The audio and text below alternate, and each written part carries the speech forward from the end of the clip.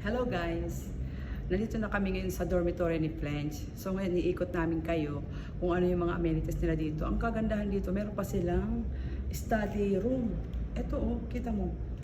Ito yung study room nila. Aircon to. Tapos medyan, ipakita mo sa, andito dito.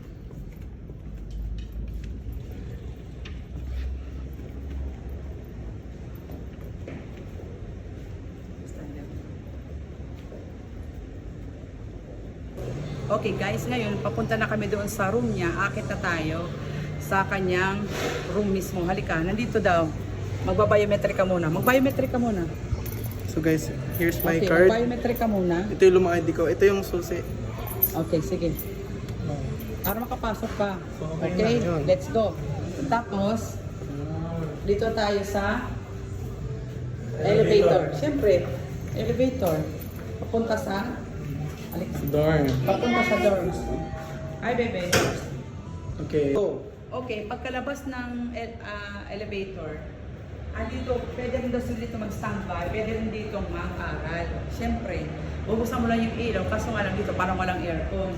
O, di ba? Diyan, dito mo natambay. Okay, ngayon, dito na tayo.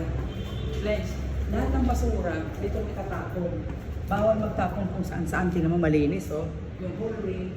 Yung hallway malinis lahat, hindi ka pwede maglagay dito ng mga doormat, bawal dito magsabit ng mga ano. So dito sa room, halika, dito na tayo sa room. See, napakalinis, tahimik. Para kang nasa hotel. O okay, dito na, sige. Open mo na yung, ito na yung room niya. katok ko mga.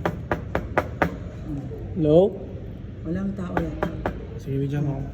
Dapat kakatok ka talaga muna bago mag-open para makita kung may andyan yung ka-dormmate mo.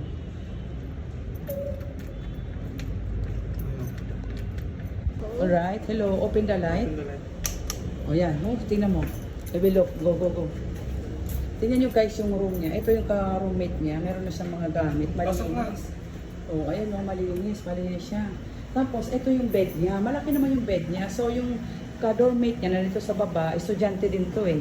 Tapos, ito si French, hindi siya. Kakalipat lang Oo, guys. kakalipat lang. Tapos, ito, Yung locker. hindi yung ka-roommate mo, more than 1 year na siya. Tapos, ito yung locker mo. Open mo nga.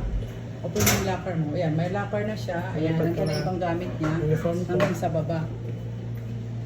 Tapos, may study table na sila. Ayan, may study table.